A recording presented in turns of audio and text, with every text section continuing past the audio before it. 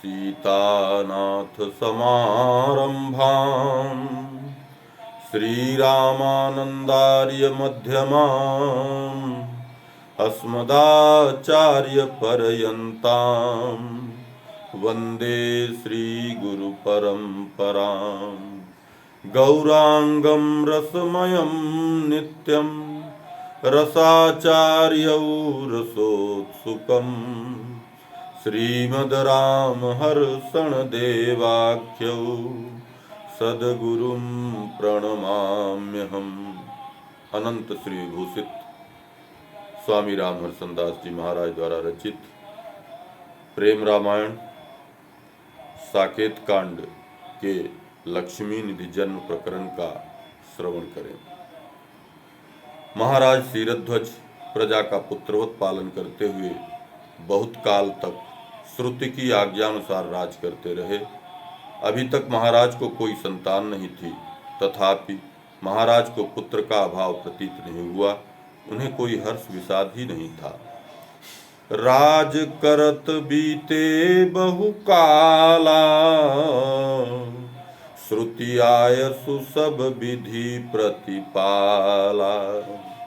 अब लगी पुत्र लाभ नहीं भयऊ, तदपि न सुवन चाहि अठयऊ। महाराज का जीवन तो रागदेश रहित था। वे निष्ठा पूर्वक प्रजा पालन में निरत थे। अचानक महाराज को पुत्र लाभ की आहट सुनाई पड़ने लगी। विधि विधान अति ही बलवाना, मातु सुनैना गर्भ लखाना। परम तेज कछु बरनी न जाई, सुखमय शांति सुभग सरसाई। ज्येष्ठ मास शुक्ल पक्ष आ गया। पावन पंचमी पूर्णा तिथि का सुहावना सूर्योदय काल उपस्थित हुआ। त्रिभुवन शांति प्रदान करती हुई त्रिविध समीर प्रवाहमान होने लगी, अर्थात योग लगन ग्रहवार तिथि सब अनुकूल हो गए। देवता आकाश से पुष्प वर्षा करने लगे। अचानक नभमंडल में दुंदुभी का स्वर गूंजने लगा। अम्बा सुनैना ने सुंदर पुत्र को जन्म दिया। ज्येष्ठ मास सित पक्ष सुहावन, पूर्णा तिथि पंचम प्रिय पावन। रवि कर उदय काल जब आवा, मृदु प्रकाश तम तुरत न सावा। त्रिविध समीर बहई सुखदाई, त्रिभुवन स्वस्थ शांति सरसाई। नभ प्रसून झरी जय जय बानी, देखी सुनी सबहि सुख मानी। दुंदुभिस्वर आकाश अमायो, दुंदुभिस्वर आकाश अमायो। जननी सुनैना तब सुत जायो। जन्म के समय ही बालक में विलक्षण गुण दिखाई देने लगते हैं। जिस कक्ष में जन्म हुआ वह कक्ष शुभ्र प्रकाश से दैदीप्यमान हो उठा। जन्म से ही बालक सीताराम सीताराम का उच्चारण करने लगा। निमिकुल भूषण महाराज जनक जी ने याज्ञवल्क्य जी को बुलाया। याज्ञवल्क्य जी और सतानंद जी आकर शिशु के मनमोहक लक्षणों को देखा। बालक का दमकता हुआ गौर शरीर था। मस्तक पर ऊर्ध्वपुंड तिलक लगा था। शरीर पर रामायुध अंकित थे तथा दोनों बाहुएं आजानु थीं। शास्त्रों की विधि से बालक का जात कर्म पूर्ण किया।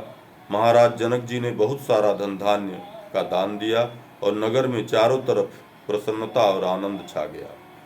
लोग मंगल वस्तुएं लेकर महाराज के यहाँ बधाइयाँ देने लगे। चारों तरफ सोहिलगान और मंगल वाद्यों की ध्वनि गुंजरित होने लगी।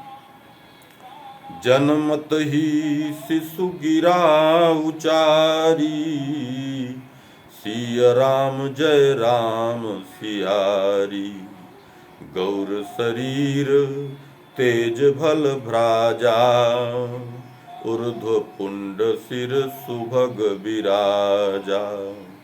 रामायुध चिन्हित बदन, दोनों बाहु अजानु, रूप राशि निमिलाल लखी, उमग्यो मोद महान।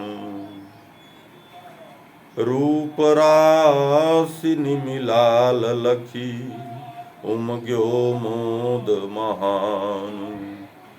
जात कर्म सब मुनि करवावा, यथारीति वर वेदन गावा।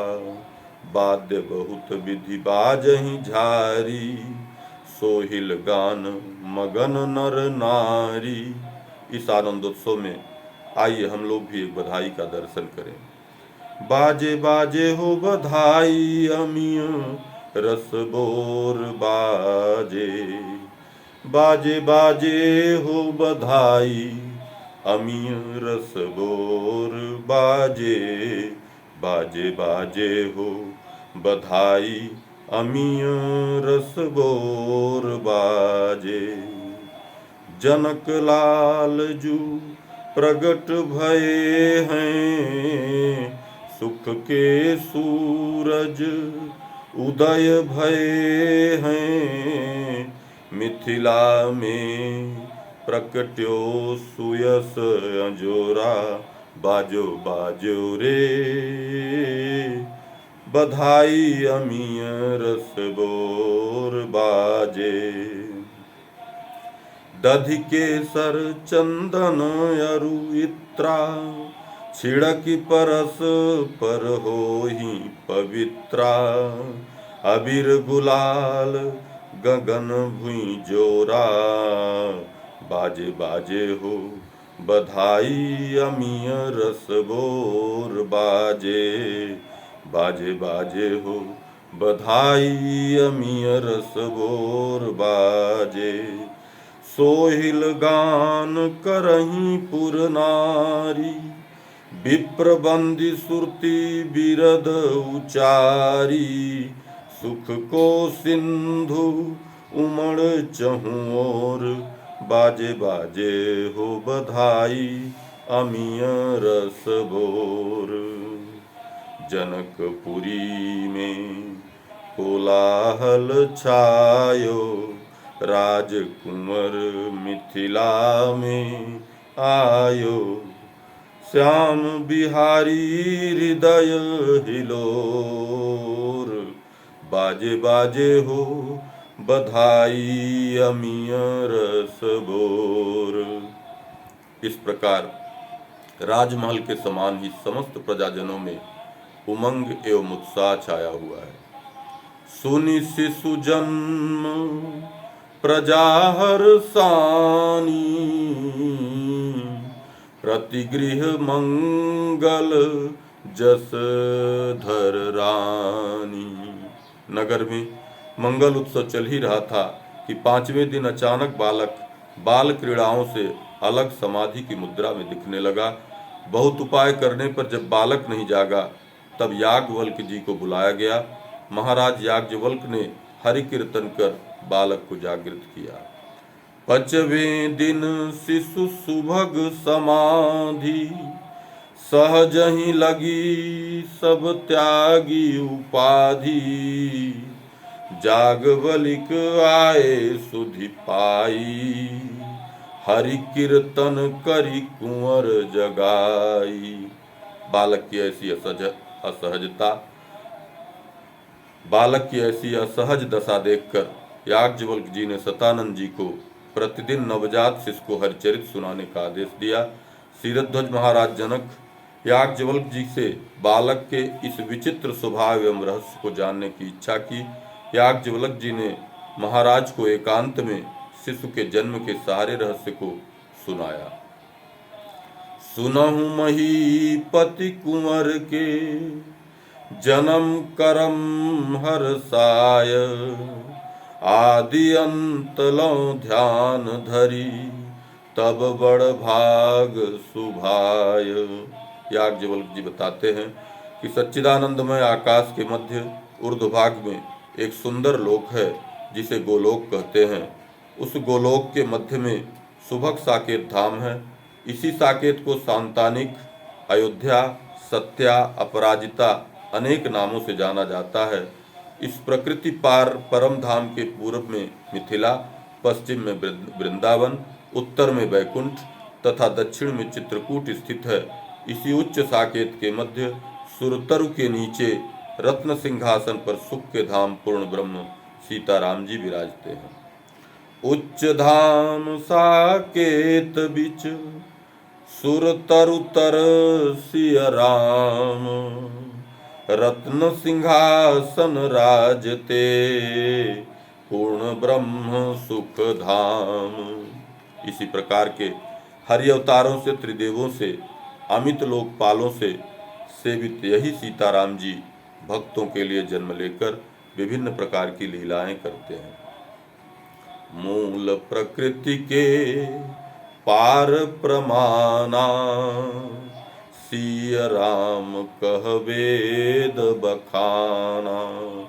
सो प्रभु भगत हेतु अनुरागी, नरतन धरे प्रेम रस पागी। एक दिन प्रभु श्री राम ने किशोरी जी की ओर सहेतुक दृष्टि से निक्षेप किया, जिससे सभी परिकरों में लीला की अभिरुचि का उदय हुआ। तब किशोरी जी ने राम जी की रुचि जानकर कहा, आप जैसी लीला का अभिनय करना चाहते हैं हम सबको समझाकर कहिए। मुस्कुराकर राम जी ने कहा, प्राण प्रिय, तुम्हारी सहायता के बिना त्रिकाल में कोई लीला नहीं हो सकती। मेरी 3 प्रकार की लीला हैं, अलख लीला, वास्तविक लीला और व्यवहारिक लीला। जो अक्षर ब्रह्म के हृदय में हमेशा चलती रहती हैं वह अलख लीला है, जो केवल मुझे यानी ब्रह्म को सुख देती हैं। नित्य धाम में जो परिकरों के बीच होती हैं और जिसका सुख केवल नित्य धाम के परिकर प्राप्त करते हैं वह वास्तविक लीला है। और जो मृत्युलोक में स्थित अयोध्या धाम में लीला होती है, जिसका आनंद सुर नर मुनि सब प्राप्त करते हैं, वह व्यवहारिक लीला है। लीलाय अलख सुनहु मुद मोई, अक्षर ब्रह्म हृदय नित होई। लीला प्रथम जो कहा बखानी, सो केवल ब्रह्म ही सुखदानी। चरित वास्तविक परिकर बीचा, नित्य धाम माँ चय रस कीचा। दूसर चरित अत्र जो होई, सो सुख जानहि परिकर लोई। चरित रचऊं जो तीसरी श्रेणी, सुर नर मुनि कह आनंद देनी। तब किशोरी जी ने मुस्कुराकर तीसरे प्रकार की लीला का विधान पूछा। राम जी ने व्यवहारिक लीला के 6 प्रकारों का संकेत किया। सुनहु प्रिया मम चरित उदारा, खट प्रकार जानहु सुख सारा। बाल विवाह रास सुख शीला, वन रन जानहु राज सुशीला। प्रभु श्री राम ने मृत्युलोक में संपन्न होने वाली लीला के कुछ पात्रों का संकेत किया। वैकुंठाधीश्वर विष्णु भरत के रूप में अवतरित हुए होंगे। क्षीर सिंधुसाई भगवान लक्ष्मण होंगे। भूमा नाम के भगवान शत्रुघ्न होंगे और मेरे महान तेज जो महाशंभु हैं हनुमान नाम के बानर होंगे। वहाँ जो वात्सल्य भाव से मेरी सेवा करते हैं वे मेरे माता पिता दशरथ और ससुर जनक होंगे। मेरा प्रतापी नाम का सखा रावण बनेगा। विष्णु महावैकुंठ अधीसा, होहि भ्रात मम भरत अमीसा। क्षीर सिंधु साई भगवाना, होहि लखन प्रिय अनुज सुजाना। श्री हरि जिन भूमा शुभ नामा, होहि शत्रुघ्न बंधु ललामा। महाशंभु मम तेज महाना, होहि नाम बानर हनुमाना। आगे प्रभु श्री राम जी कहते हैं, कहाँ तक गिनाऊं, जिसको जो पाठ आप प्रदान करेंगी वह लीला में वैसा सहयोग करेगा और आप स्वयं मिथिलापुरी में भूमि विवर से प्रकट होकर महाराज जनक को सुख प्रदान करेंगी। और यहाँ जो मैथिल भाव से भावापन्न आपके भाई हैं, वही लक्ष्मी निधि के नाम से मेरे आह्लाद तत्व जनकपुर में आपके भाई होंगे, जो भाम भाव से मेरी सेवा करेंगे। सुनहु प्रिया मिथिलापुरी, दिव्य धाम सिरमौर। भूमि विवर ते निकसित देहि जनक सुख बोर। मैथिल भावापन्न भय, अत्र बसहि तब भ्रात। भाम भाव मोहि सेवते, लक्ष्मी निधि सुख दात। दिव्य धाम में चर्चा करते हुए आगे प्रभु श्री राम जी कहते हैं, मैं ही अयोध्या में जन्म लेकर अनेक प्रकार के सुखद चरित्र पूर्ण करूंगा। मेरे सारे अवतार विभिन्न अंशों के रूप में मेरे शरीर में उपस्थित रहेंगे। मेरे श्रृंगार स्वरूप कृष्ण हमारा श्रृंगार बनकर मुझ में प्रतिष्ठित रहेंगे। मेरे पृष्ठ अंश बलराम जी हमारे पृष्ठ भाग में वास करेंगे और हृदयांश में मत्स्य भगवान हमारे हिय में प्रविष्ट रहेंगे। शक्ति के आधार कुर्म मेरी आधार शक्ति में प्रविष्ट रहेंगे। मेरी भुजा बल के अंश से उत्पन्न वराह मेरी बाहुओं में प्रविष्ट रहेंगे। मेरे क्रोध के स्वरूप श्री नरसिंह अवतार उचित समय पर उत्पन्न होने वाले क्रोध में प्रविष्ट रहेंगे। कटि की मेखला स्वरूप वामन अवतार मेरी प्रसन्नता में सुख की अनुभूति करेंगे। जंघ और परशुराम जी मेरी पुष्ट जंघाओं में प्रविष्ट होंगे। इस प्रकार सभी अवतार मुझ में समाविष्ट होकर मेरी लीला का आनंद लेंगे। यह वार्ता सुनकर किशोरी जी आनंद विभोर हो उठी। मम श्रृंगार कृष्ण सुखदाई, पृष्ठ अंश बलराम सुजाना। मम हृदयांश मत्स्य भगवाना, शक्ति आधार कुर्म कह जानी। भुज बल अंश बराह कहावा, श्री नरसिंह कोप मन मानो। वामन प्रकट मेखला कटिके, जंघ अंश प्रकटे भिगुरामा। बुद्ध प्रकट करुणा ते आही, चित्त हर्ष कल की उपजाए। और जे अवतार वर अंडयने कनईस। इस प्रकार परस्पर पूर्ण ब्रह्म प्रभु श्री राम का निर्देश पाकर उनके समस्त पार्षद यत्र तत्र जन्म लिए। आप भी उसी विधान के अनुसार महाराज जनक के रूप में तिरहुत में अवतरित हुए हैं। कुछ दिन व्यतीत होने पर आदिशक्ति आपको पुत्री के रूप में प्राप्त होंगी। यह आपका पुत्र मुक्त सिद्ध प्रभु पार्षद है, जिसके सारे लक्षण स्पष्ट दिखाई पड़ रहे हैं। अब आप शिशु की यह सहज दशा देखकर चिंतित मत हों। जब कभी यह बालक खिन्न मन दिखाई पड़े तो आप मुझे सूचित करें। मैंने उपरोक्त सारी रहस्य की बातें सनकाद ऋषियों से सुना था, जो आपको बता दिया। तनय तुम्हार सत्य महिपाला, मुक्त सिद्ध प्रभु प्रेम रसाला। सुनहु जनक मैं यह इतिहासा, सुना सुखद सनकादिक पासा। महाराज जनक सारे रहस्यों को जानकर आनंदित हुए। आगे लक्ष्मण जी हनुमान जी महाराज से कहते हैं, हे कपीश्वर, सदगुरु श्री याज्ञवल्क्य जी ने विदेह राज को जो अभिनव चरित्र सुनाया, वही मधुर चरित्र मैं तुमसे वर्णन करता हूँ। अब मैं अपनी आंखों देखी और कानों सुनी हुई श्याल भाम की अलौकिक प्रीति रीति का वर्णन करूंगा। लखन कहूँ अब सुनु हनुमाना, सो मैं तुम सन कहूँ बखाना। कछु देखी कछु सुनी सुगाथा, पेखी प्रीति कही हूँ कपिनाथा। मिथिलेश्वर दंपति पुत्र के प्रति पवित्र स्नेह से आप्लावित हैं। जन्मोत्सव के बाद पुत्र का छठी उत्सव फिर बरहों कर ब्राह्मणों को अपार दान मान से संतुष्ट किया। छठी भई पुनि बरहूं कीन्हा, दान मान बहु विप्रन दीन्हा। निमिवंश पुरोहित सतानंद जी ने बालक के सुंदर जन्म कुंडली की रचना की और नवजात शिशु का नामकरण किया। परम पुनीत लक्ष्मी स्वरूपा श्री सीता जी के लिए यह दिव्य बालक बहुमूल्य निधि के रूप में विद्यमान रहेगा तथा श्री सीता जी के परम निधि के सदृश यह शिशु उन महाभाग का सरस अंतःकरुण युक्त प्रेम संप्राप्त करेगा। सीता निधि सम शिशु सुहाना, पाई प्रेमता सुसरसाना। ताते श्री लक्ष्मी निधि नामा, होई जगमह ललित ललामा। वर्णन करते हुए आगे सुमित्रा नंदन कहते हैं, हे आंजनेय, एक दिन बालक लक्ष्मी ने बिलक बिलक कर करुण क्रंदन करने लगे। जब इस रहस्यिक रुदन का भेद मिथिलेश भी नहीं जान सके, तब गुरुदेव को बुलाया गया।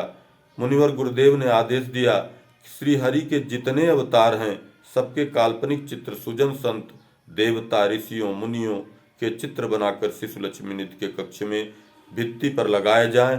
गुरुदेव के सुझाए चित्रों को शिशु के कक्ष में भित्तियों पर सजवाया गया, जिससे बालक किलकारियां भरने लगा। कह मुनि जेते हरि के रूपा, कल्पित चित्र बनाई भूपा। राम रसिक जे संत सुजाना, सुर नर मुनि मह जो जग जाना। तिन्हु के बहु बने सुचित्रा, कुंवर कक्ष सब सजे पवित्रा। तिन्हु के बहु बने सुचित्रा, कुंवर कक्ष सब सजे पवित्रा। सुमित्रा नंदन आगे अग्रिम चरित्र की चर्चा करते हुए कहते हैं, एक दिन माता सुनैना बालक के कोमल अंगों पर तेल मर्दन कर रही थीं। जैसे ही अम्बा तेल शिशु हाथों को बालक के शरीर पर घुमाती हैं, तब सियाजू सहित राम जी की मूर्ति के दर्शन बालक के शरीर में होने लगते हैं। कहीं त्वचा के नीचे सीता राम जी की सुंदर जोड़ी दिखती है, कहीं ओझल हो जाती, कहीं कहीं देव दुर्लभ राम मंत्र का दर्शन शिशु के वक्षस्थल पर होने लगता। पूर्वासी सब ऐसा आश्चर्यपूर्ण चरित्र सुनकर आनंदित होते। इस प्रकार अद्भुत बाल केलियों के साथ 5 माह व्यतीत हो गए। खष्टम मास लगते ही कुंवर का अन्नप्राशन उत्सव बड़े धूमधाम से मनाया गया। एक दिवस श्री मातु सुनैना, शिशु ही लगावत तेल सचयना। फेरति पानी हृदय हसी जबहि, लखी राम सिय मूरति तबहि। भीतर चर्म हृदय के झलकती, कहूँ प्रगटत कहूँ दुरति सुहलकती। भीतर चर्म हृदय के झलकती, कहूँ प्रगटत कहूँ दुरति सुहलकती। राम मंत्र कहूँ परई जनाई, लखी लखी मातु प्रभु ही बलि जाई। एहि विधि प्रेम प्रमोदयुत, आयो खष्टम मास। अन्नप्राशन उत्सव भयो, आनंद नगर निवास। बड़े उमंग और उत्साह से मिथिलेश दंपत शिशु का लालन पालन करने लगे। अम्बा सुनैना प्रभु श्री राम के सुंदर चरित्रों का गान करती हुई मलहराती, कभी सुंदर खिलौने से खिलाती, कभी पालने में झुलाती। अब कुंवर घुटनों के बल महल और प्रांगण में विचरने लगे। इस प्रकार प्रभु प्रेम पास में फंसे हुए कुमार अब 10 माह के हो गए। कबहु मातुलय गोद खिलावे, कबहु पालने मेली झुलावे। कही हरि चरित मातु मलहरावती, जनु घूटी प्रभु प्रेम पियावती। घुटरुन चले अजिर किल कारत, निज प्रभु कर जनु खोज सम्हारत। एहि विधि बीती कयो 10 मासा, बाल फंसे प्रभु प्रेम के पासा। प्रेम रामायण की कथा को आगे गति देने के पूर्व पाठकों के बीच में एक रोचक प्रसंग की चर्चा करना चाहता हूँ। प्रेम रामायण के कवि स्वामी श्री राम हरचंद दास जी महाराज को उनके परिकर मंडल और संत समाज के कुमार लक्ष्मी निधि का अवतार माना जाता है। आइए विचार करें, यह मत कहाँ तक तर्क संगत है। मेरे भी विचार से स्वामी जी महाराज श्री लक्ष्मी निधि जी के अवतार हैं। यह बात दर्पण की तरह साफ है। कृपया निम्न तथ्यों पर ध्यान दें। जन्म समय। पाठक श्री लक्ष्मी निधि जी का जन्म पूर्व में पढ़ चुके हैं। जेठ मास सित पक्ष सुहावन, पूर्णा तिथि पंचमी प्रिय पावनी, रवि कर उदय काल जब आवा। अर्थात ज्येष्ठ मास शुक्ल पक्ष पंचमी को प्रातः काल सूर्योदय की बेला में लक्ष्मी निधि जी का जन्म हुआ। श्री स्वामी जी महाराज का भी ज्येष्ठ शुक्ल चतुर्थी उपरांत पंचमी में प्रातः काल की बेला में जन्म हुआ था। अर्थात दोनों महापुरुषों का जन्म समय एक ही था। शारीरिक वैभव। महाराज लक्ष्मी निधि जी के शारीरिक सौष्ठव का वर्णन करते हुए प्रेम रामायण में कहा गया, गौर शरीर तेज बल भ्राजा, ऊर्ध्व पुंड सिर सुभग विराजा, रामायुध चिन्हित बदन, दोनों बाहु अजान, रूप राशि निमिलाल लखी, उमग्यो मोद महान। स्वामी जी महाराज का भी दिव्य वक्ष जितना भी ही सुकोमल सुंदर था, उतना ही गौरांग था। जन्म के समय श्री स्वामी जी महाराज के मस्तक पर ऊर्ध्वपुंड की 3 रेखाएं स्पष्ट रूप से अंकित थीं, इसलिए गृह जीवन का इनका नाम तिलकधारी था। जो लोग नजदीक से जानते हैं उन्हें पता है कि श्री स्वामी जी महाराज अजानुबाहु थे, अर्थात शारीरिक लक्षण भी दोनों दिव्य पार्षदों के एक जैसे थे। हृदयगत भाव। दोनों महापुरुषों में राम जी के प्रति अनन्य एवं अपार प्रेम था। जब प्रथम बार कुमार लक्ष्मी जी ने मिथिला में राम जी का दर्शन किया तो उनके अष्ट सात्विक भाव जाग उठे। रोम खड़े तन थर थर कांपी, चित्र समान बैठ तन थापी, अश्रु प्रवाह स्वेद तन भीजा, भयो भंग स्वर प्रेम पसीजा, शिथिल शरीर मुखहु कुम्हिलाया, लुढ़की धरनी जनु प्रभ प्रलय जनाया, शिथिल शरीर मुखहु कुम्हिलाया, लुढ़की धरनी जनु प्रलय जनाया। श्री स्वामी जी महाराज के समक्ष जैसे ही राम जी की चर्चा प्रारंभ होती थी, महाराज श्री के सात्विक भाव उदीयमान हो जाते। अगर किसी ने राम जी के वनवास आदि की चर्चा धोखे से भी कर दिया तो स्वामी जी की 8वीं दशा आते देर नहीं लगती। इस प्रकार हार्दिक भाव भी श्री लक्ष्मी निधि एवं स्वामी जी के एक जैसे थे। चौथा है सेवा भाव। श्री लक्ष्मी निधि राम जी में के प्रति समर्पण।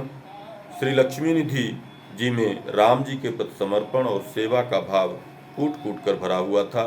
प्राय राम जी मिथिला धाम में जहाँ कहीं विराजते, श्री लक्ष्मी निधि जी चमर सेवा स्वयं करते थे। राम लखन दो बंधुवर, सह कौशिक नर पाल, हरसि बिठायो भाव भरी, चमर ढुरैनी मिलाल। श्री स्वामी जी महाराज भी राम जी के कैंकर्य के लिए प्राण प्रण से समर्पित थे। यद्यपि उन्होंने अपने को छिपाया हुआ था, लेकिन सत्य कहीं न कहीं उद्घाटित हो ही जाता है। श्री मिथिला धाम में दूल्हा वेश में राम जी पधारे। मखमली पावड़े बिछे हुए थे। मंडप में श्री लक्ष्मी निधि जी राम जी को ले जा रहे थे। कामदार मखमल परे, पावं अधिक सुहाही, अर्घ देत रघुवर बरही, श्रीनिधि लीन्हे जाहि। प्रभु श्री राम मंडप में पधार चुके हैं। सुंदर आसन पर राम जी आसीन हैं। अब देखिए चमर सेवा कौन कर रहा है। वर ब्रह्म व्यापक विरज विभु, बनिवेश बन रासो हहीं। मन बुद्धि जाकर पार नहीं, तिर देव हूँ मन मोही। वर ब्रह्म व्यापक विरज विभु, बनिवेश बन रासो हहीं। मन बुद्धि जाकर पार नहीं, तिर देव हूँ मन मोही। सरसाय सुमनन वृष्टि करी, जय राम रघुबर गावहीं। दिवि दूल्हऊ पर राम हर्षन, दास चमर चलावहीं। स्पष्ट है कि यहाँ लक्ष्मी निधि जी के रूप में स्वयं स्वामी श्री राम हर्षन देव जी ही राम जी की चमर सेवा कर रहे हैं। श्रेष्ठ जनों के प्रति सेवा, समर्पण एवं शिष्टाचार का ऐसा ही भाव और दृश्य प्रेम रामायण में दृष्टव्य है। धनुर्भंग के बाद श्री अवध से बारात मिथिला की ओर प्रस्थान कर चुकी है। मिथिला की सीमा में चक्रवर्ती जी बारात के साथ पहुंच गए हैं। मिथिला की ओर से स्वागत के लिए स्थल पहले से ही सुनिश्चित था। मिलन हेतु थल प्रथम निरूपा, रहे सजाए निमिकुल भूपा। इस प्रथम स्वागत स्थल पर निमिकुल राज परिवार की ओर से कुमार लक्ष्मी निधि याज्ञवल्क्य महाराज के साथ उपस्थित हैं। चक्रवर्ती जी महाराज को मिथिला नरेश की प्रथम भेंट अर्पित करते हुए जब श्री लक्ष्मी निधि जी प्रस्तुत हुए तो उनके दैन्य शिष्टाचार एवं सेवा भाव से प्रभावित होकर चक्रवर्ती जी बोल उठे। धन्य धन्य तुम निमिकुल भूषण, भयो तात जिमि जगत सुपूषण। हर्षन हृदय प्रीति अति तोहि, यथा लखत लखिलागत मोहि। यहाँ भी निमकुल भूषण श्री लक्ष्मी निधि एवं श्री हर्षन देव जी में कोई भेद नहीं है। पांचवा है संत मत। राघवेंद्र का प्रेम समुद्र लक्ष्मी निधि जी के हृदय में प्रविष्ट होकर पंचरसाचार्य प्रेम मूर्ति अनंत श्री भूषित स्वामी राम हर्षन देव जी के रूप में प्रकट हुआ, इसमें कोई संदेह नहीं है। अवध धाम में मिथिला बिहारी जू का स्वामी जी के समय में एकमात्र प्रसिद्ध स्थल श्री रामहर्षण कुंज था। अयोध्या में सभी संत महंत स्वामी जी को किशोरी जी का भाई मानते थे। उन दिनों के प्रसिद्ध संत लक्ष्मण किलाधीश श्री रामहर्षण कुंज में प्राण प्रतिष्ठा महोत्सव में अपने प्रवचन के दौरान कहा था, अभी आश्रम नया बना है, अभी यहाँ कुछ अभाव अवश्य दिख रहा है, परंतु मेरा यह दृढ़ मत है कि जहाँ किशोरी जी के भैया स्वामी जी बैठे हों, यह आश्रम एक दिन श्री अवध का सिरमौर होगा। इसी तरह वर्ष 1984 के मई माह में जब गुरुदेव अपने शिष्य मंडल के साथ मिथिला यात्रा पर गए, उस यात्रा में मुझे भी स्वामी जी के साथ मिथिला यात्रा का सौभाग्य प्राप्त हुआ था। जब स्वामी जी का समाज दूसरे पड़ाव पर सीतामढ़ी पहुंचा तो उन दिनों यहाँ की मशहूर संत चंद्रकला जी आप अपने सैकड़ों सखियों के साथ अपने भैया स्वामी जी से मिलने आईं, तो यह दृश्य देखकर सभी की आंखें नम हो गईं। वे मैथिल भाषा में जो लोग गीत गा गा कर स्वामी जी के लिए मंगल कामना कर रही थीं, वह तो लेखक को नहीं याद है, पर उसका भाव यही है था कि भैया को मेरी उम्र लग जाए। वास्तव में वह मातृ भगिनी का मिलन देखकर लीला सुधा सिंधु का वह पद जिसमें चंद्रकला सुषमादिक हेमा, लिपटी रही किलकारी किए। चंद्रकला सुषमादिक हेमा, लिपटी रही किलकारी किए। सजीव उठा। जनकपुर पहुंचने पर भी चारों ओर यही शोर सुनाई पड़ता कि किशोरी जी के भैया आए हैं, अर्थात संतों साधुओं के मत से भी यही प्रतीत होता है। प्रेम के अथाह सागर भैया लक्ष्मीनाथ जी ही इस युग में स्वामी जी के रूप में अवतरित हुए। कथाक्रम को आगे बढ़ाते हुए सुमित्रानंदन लक्ष्मण कुमार श्री अवध धाम में राम जन्म की कथा सुनाते हैं। जब मिथिलेश कुमार 10 माह के हो गए, अर्थात ज्येष्ठ मास से 10वां माह मधुमास आया, चैत्र शुक्ल नवमी को जब जोग लगन ग्रहवार तिथि सब अनुकूल हुए, चैत्र शुक्ल नवमी को मध्य दिवस में श्री अयोध्या धाम में राम जी का प्राकट्य हुआ। सभी ब्रह्मा विष्णु महेश सुर नर मुनि किन्नर दिक्पाल सब पुष्पों की वर्षा कर राम जन्मोत्सव मना रहे थे। राम जी के साथ ही भरत लक्ष्मण शत्रुघ्न का भी जन्म हुआ। तीनों लोकों में बधाई होने लगी। सुखद शुक्ल नवमी तिथि आई, मध्य दिवस प्रगटे प्रभु आई। तीन लोक मह बजत बधाई, नृत्य गान करिदान महाई। इस जन्मोत्सव का वर्णन करते हुए सुमित्रानंदन लक्ष्मण जी हनुमान जी से कहते हैं, राम जी के जन्म से लेकर राज्याभिषेक तक की कथा कई बार मैंने आपको सुनाया है, अतः संक्षेप में इस प्रसंग की चर्चा कर आगे अनुराग को बढ़ाने वाली तथा महामोह के अंधकार को नष्ट करने वाली मिथिलेश कुमार श्री लक्ष्मी निधि जी की अग्रिम कथा का वर्णन करें। जन्म प्रसंग राजलौ भाया, कपि कही कैयक बार सुनाया। ताते इत संक्षेप सुनाई, कहूँ कुंवर की कथा सुहाई। राम जन्म के प्रथम ही मिथिलेश नंदन अद्भुत आनंद का अनुभव करने लगे। चैत्र शुक्ल नवमी के प्रातः काल में ही यद्यपि अभी मिथिलेश कुमार से बोलते भी ठीक ठीक नहीं बनता, तो भी अपनी छोटी हथेली बजाकर जोर जोर से हंसते हैं। आज से ही माता की गोद त्याग कर घुटनों के बल चलने का प्रयास करने लगे। जोर जोर से किलकारियां भरकर थपोरी बजाने लगे। गले में पहनाए हुए बेशकीमती हार को उतार कर फेंक देते। भवन की छोटी छोटी वस्तुओं को उठाकर फेंक देते।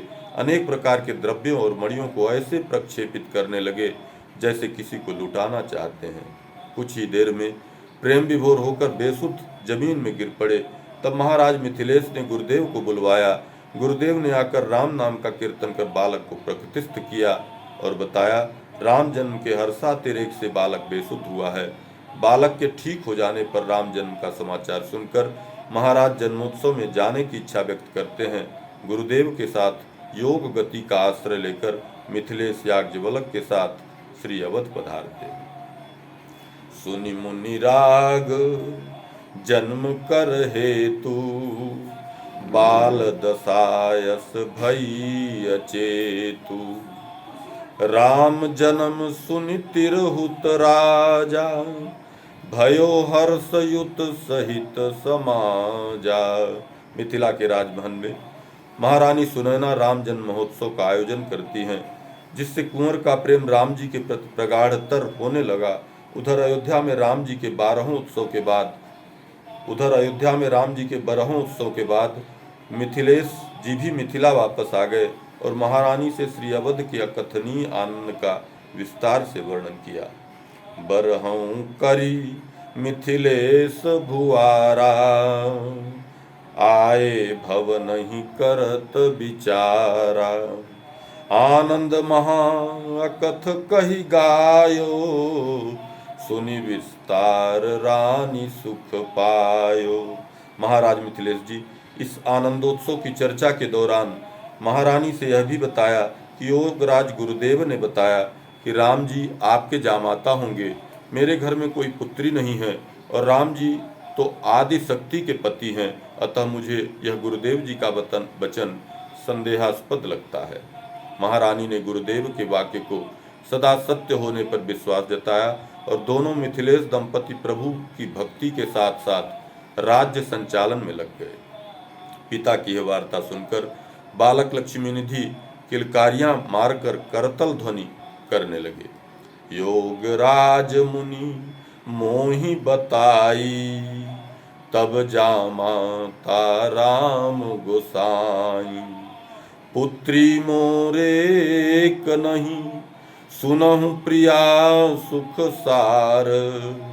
आदि शक्तिपति राम हैं, यह संदेश खबार। बालक सुनि पितु मातु सुबानी, किलकत हंसत बजाय स्वपानी।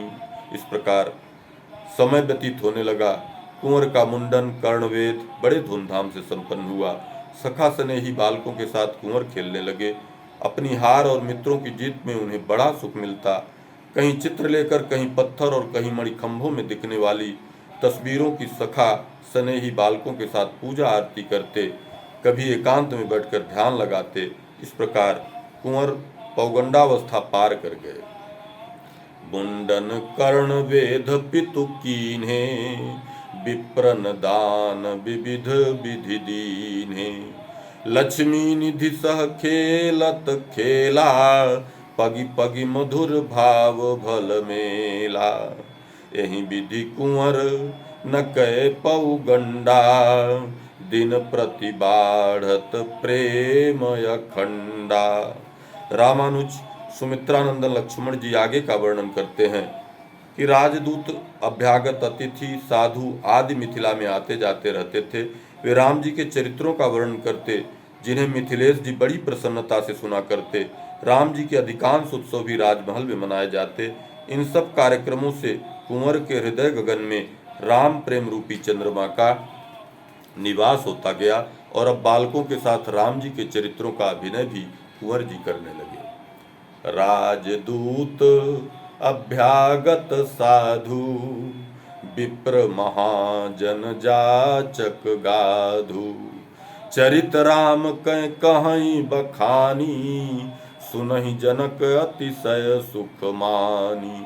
समय पाकर महाराज मिथिलेश ने कुंवर का उपनयन संस्कार भी पूर्ण किया और कुंवर को विद्याध्ययन हेतु गुरुदेव याज्ञवल्क्य जी के यहाँ भेजा।